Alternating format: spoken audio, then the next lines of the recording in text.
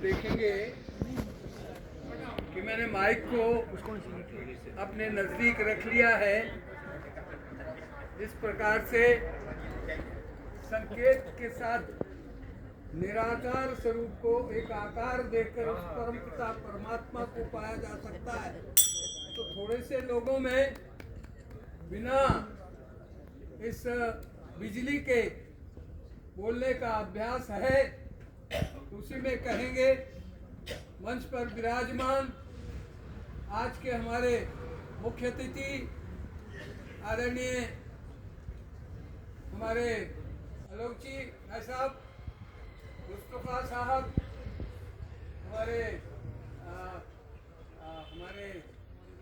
नाम भूला हूँ, मौलाना साहब, हमारे सुरजीत जी और हमारे परम प्रिय हमारे साथी स्वामी संपूर्णानंद जी महाराज, आपके यहाँ आकर मुझे अद्भुत एक ऊर्जा महसूस हो रही है।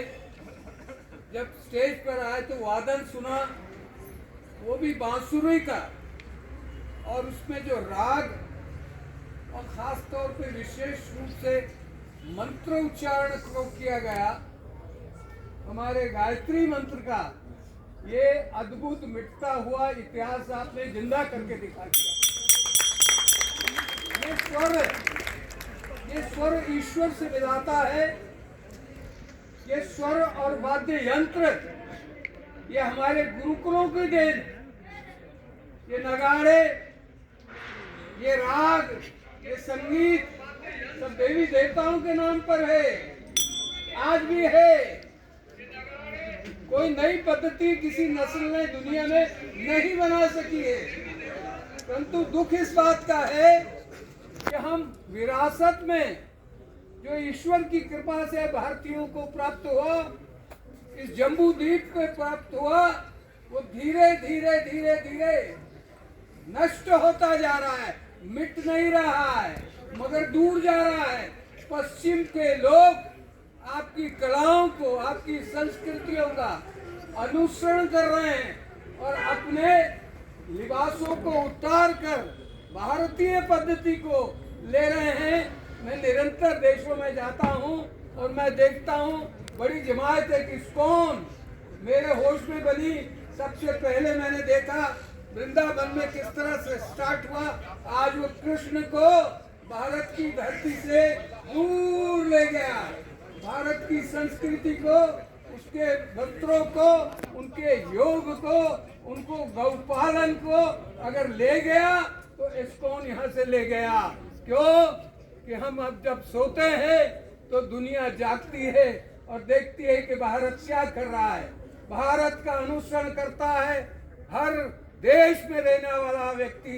इसलिए सनातन संस्कृति की बात हम यहाँ से करते हैं। और विशेषकर आज जो हमने हिंदू जागरण शुरू किया है, हिंदू क्या है? हिंदू एक संस्कृति का नाम है, हिंदू एक संस्कार का नाम है। ये धर्म का नहीं, संस्कृति का विषय है। ये हिंदू और मुसलमान को बांटता नहीं है। हिंदू शब्द सबका है। जो अगर ऐसा नहीं होता तो ये बांसुरी मधुर सुनाने के लिए आपको हमारे सामने इस प्रकार से आए हैं तो भगवान कृष्ण के दर्शन हो जाते हैं जब उनको देखते हैं, जब आप उसको धुन बजाते हैं। आर्य समाज का मूल मंत्र गायत्री मंत्र पर आधारित है और हम ओम को स्वर्ण करते हैं। आज पूरे विश्व में कोई भी भाषा अगर एग्जिस्ट करती है तो उसका आधार ओम है, उसका आधार भारत की संस्कृति है, उसका आधार भारत का इतिहास है। यहाँ आर्य, शक, हून, फारसी और यहाँ अरबी आए, घुले मिले पर मिट न सके अपनी संस्कृतियों के ऐसा है। आए यहाँ फिरंगी देखो, सौदागर का भेष लिए, जहांगीर ने थॉमस रो को व्यापारी अधिकार दिए। इतनी सभ्यताओं का इस जम्बू द्वीप में, विशेषकर भारत के क्षेत्र में जो विकास हुआ, वो सारी दुनिया ने इसको अडॉप्ट किया। तो मैं कहता हूँ संस्कृति क्या है, सनातन धर्म क्या है? सनातन एक ऐसी संस्कृति है जिसका बर्थडे बताने वाला इस दुनिया में आज कोई भी नहीं है। सनातन है, इतनी पुरानी है, हम सबका बर्थडे बता सकते हैं। इस धरती में इस्लाम कब आया, क्रिश्चियनिटी को तो हम जी रहे हैं, 2026 बोल रहे हैं, तो ये किसकी देन है? ये अंग्रेज की देन है। वो उनका सन कब से शुरू हुआ, कब से आया, मगर सनातन धर्म कब आया, इसको समझना होगा। और यही विद्यमान है अफ्रीका में पैदा हुआ जो इंसान है, मानव है, जो मानव जाति में आया है, वह सनातनी है, क्योंकि उत्पत्ति कुदरत ने की है। एक ही ओंकार सतनाम करतार, कर्ता पुरुष निर्भव निर्भय अकाल। जो बात गुरुओं ने कही, सबसे नया धर्म विश्व में सिख धर्म में हमारे गुरुओं ने कहा कि एक परमात्मा है, एक ही सबकी संतान है, न हिंदू है, न मुसलमान है, न सिख है, न ईसाई है। वो तो हमारा दिया है, ये हमारे समाज ने दिया है, मगर हमारा परमात्मा एक है, हम उसकी संतान एक है। इसलिए जब बच्चे कर रहे थे, दिखा रहे थे, तो मेरे मन में आ रहा था, क्योंकि मैं भी कला और संस्कृति के क्षेत्र से रहा हूँ और आज भी इस उम्र में भी उस कार्य को करता हूँ। मैं मांग के खाने वाला स्वामी और संत नहीं हूँ। जो मुझे मिलता है उसके लिए मैं कार्य करता हूँ और उससे जो मुझे मिलता है उससे अपनी पालन पोषण का काम करता हूँ, अपने निर्माण का काम करता हूँ, अपनी संस्कृति को आगे बढ़ाने का काम करता हूँ। मेरा भाव कहने का था कि हम अपनी जड़ों की ओर जाएं। मैंने कहा कि इतनी संस्कृतियाँ आई है, आज उनको याद करने की जरूरत नहीं, वो तो यहाँ समा गई है। अब आप ढूंढ नहीं पाएंगे किस काल में कोई आया। एक नया काल प्रारंभ हुआ है कि हम जागृत हुए हैं, भारतवासी जागृत हुए। अभी स्वामी जी ने बहुत कम शब्दों में आपको बताया कि इस देश के कितने नाम रहे हैं। समय समय पर ये जानकारी सब बालकों को होनी चाहिए। जो गुरुकुल के माध्यम से हम नई शिक्षा नीति को लाकर बताना चाहते हैं, यही जो बच्चे कर रहे थे। मैं जा रहा हूँ, विदेशों में जाता हूँ, अगर 15 मिनट का भी परफॉर्मेंस मैं आपका वहाँ कर दूँ तो वहाँ के लोग स्तब्ध रह जाएंगे कि भारत के गुरुकुल का बच्चा, छात्र इतना बैलेंस कर सकता है इस बॉडी को। ये गुरुकुल की देन है। हम छोड़ दें, हम उनके वस्त्रों को ग्रहण कर रहे हैं, मगर वह अपने वस्त्र उतार कर भारत की हमारी जैसी धोतियाँ माएँ पहनती हैं, जो सीधे पल्ले की माताएं पहले पहना करती थी, एस्कॉन वाले पहन रहे हैं, तिलक चंदन लगाते हैं, गौ का पालन करते हैं, गौ के दूध से बने हुए पदार्थों का सेवन करते हैं। हमें भी अपनी संस्कृति को आगे बढ़ाने के लिए हर व्यक्ति को, मैं बोल रहा हूँ जो इस पंडाल में है, वो एक शिक्षा को ग्रहण करेगा। धर्म स्थल के बिना नहीं चलता है। दुनिया में धर्म स्थलों की अपनी एक पहचान होना जरूरी है। हर धर्म को मानने वाला, हर धर्म पद्धति को मानने वाला अपनी सभ्यता के अनुसार अपनी मंदिर, मस्जिद, गुरुद्वारों का निर्माण करता है। जैनियों ने जैन धर्म बनाया है। हमारा इस सारे भारत में एक समान, एक राइट्स और सबको मानवता के धर्म से परिचित कराया जाता है। वो सनातन संस्कृति है, वही सनातन धर्म है, वही भारतीय होना है और वही हिंदू समाज होना है। हिंदू सिंधु नदी की एक सभ्यता का नाम है। उस सभ्यता को एक धर्म के लोग हमारे देश में नहीं मानते हैं, वो फिरकों में बट गए हैं। उनको एक करना, स्वामी जी, ये आज जरूरी हो गया है। आज हम देख रहे हैं कि हमारे मौलाना साहब बैठे हों, हमारे साथ दूसरे बैठे हों, सुरजीत जी की बातें सुनता हूँ। मैं गाड़ी में उनको कुछ बातें बता रहा था, अपने बचपन की बता रहा था कि मैं रामलीला से कैसे जुड़ा। रामलीला हमारी एक रीढ़ की हड्डी है, हमारे धर्म की, हमारे समाज की। वो खाली हिंदुओं तक सीमित कभी नहीं रही है। राजाओं ने, महाराजाओं ने और जितने भी लोग आए उस संस्कृति को हमेशा बचा के रखा। इसलिए क्योंकि राम का चरित्र मनुष्य के लिए कैसा हो, हमने हिंदुओं के लिए कैसा हो, ये शब्द का इस्तेमाल नहीं किया। हमने कहा कि रामचरित्र मानस, तुलसीदास जी ने अति आधुनिक ग्रंथ का जो लिखा, वह उसका तात्पर्य यही था कि हमारी संस्कृति का नाम राम है। राम अटल है, अमर है, सबका है और आपने देखा इतने बड़े राम मंदिर का निर्माण हुआ, कहीं चू नहीं हुई, किसी मुसलमान ने, किसी और धर्म को मानने वाले ने क्या इसका विरोध किया? नहीं किया, क्योंकि राम उस शक्ति का नाम है जो इस दुनिया को, ब्रह्मांड को बनाती है और चलाती है। यही हिंदू फिलॉसफी है। और हिंदू, सब हिंदू हैं भारत में रहने वाला। हमारे संचालक जी बोलते हैं, संघ चलराज मोहन भागवत जी का आजकल आप देखते हैं, मैं उसको पढ़ता हूँ और पढ़ने के बाद जहाँ जाता हूँ वहाँ सुनाने का प्रयास करता हूँ।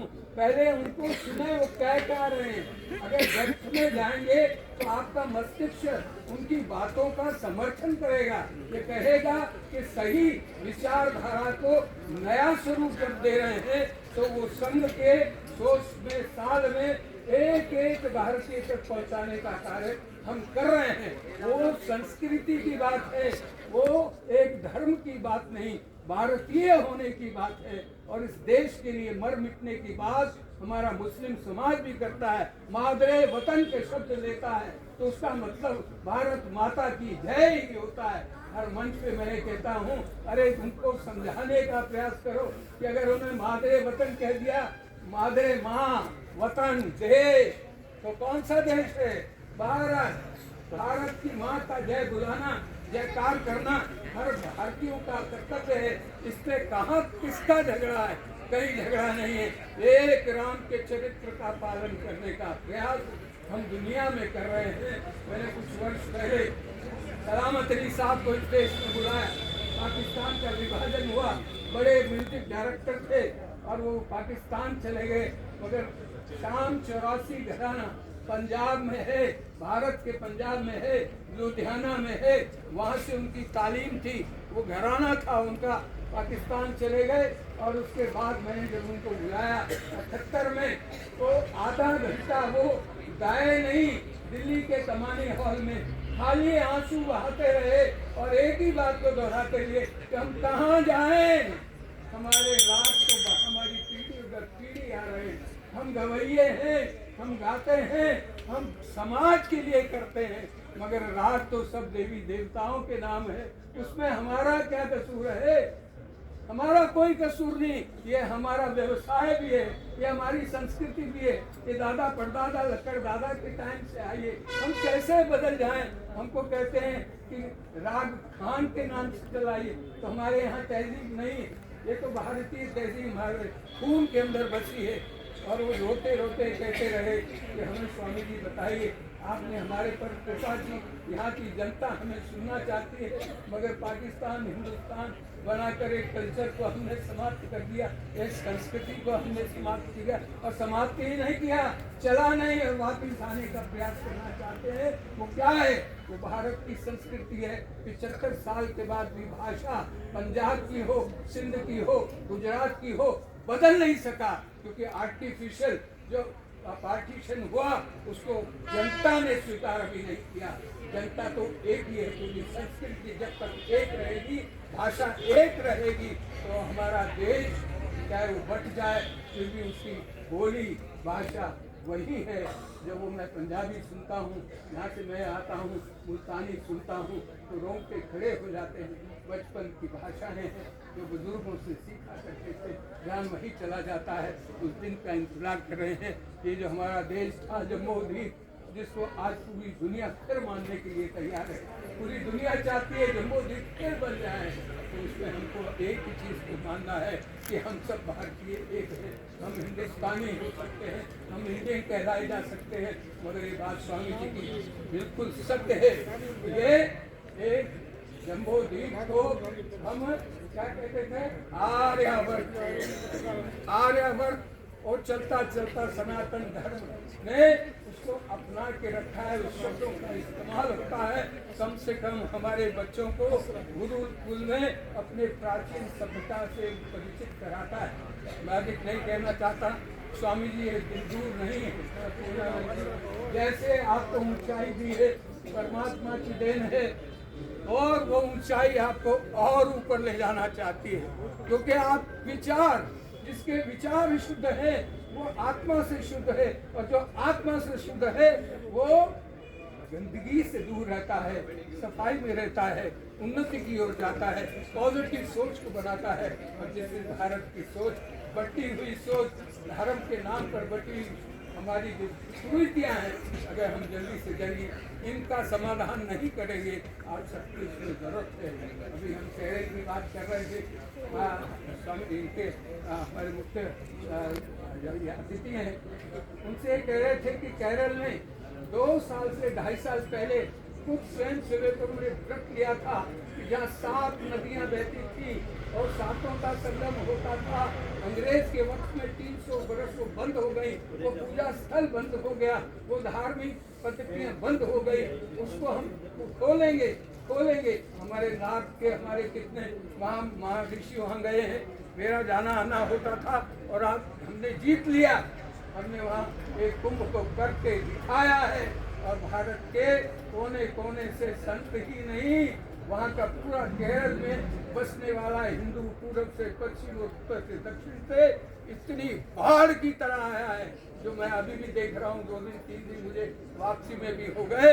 ऐसा भारत हमें दिखना है, किसी के बाप का भारत नहीं है, भारत भारतीयों का है, भारतीयों का था और भारतीयों को रहेगा। इन शब्दों के साथ मैंने करने का कोशिश किया।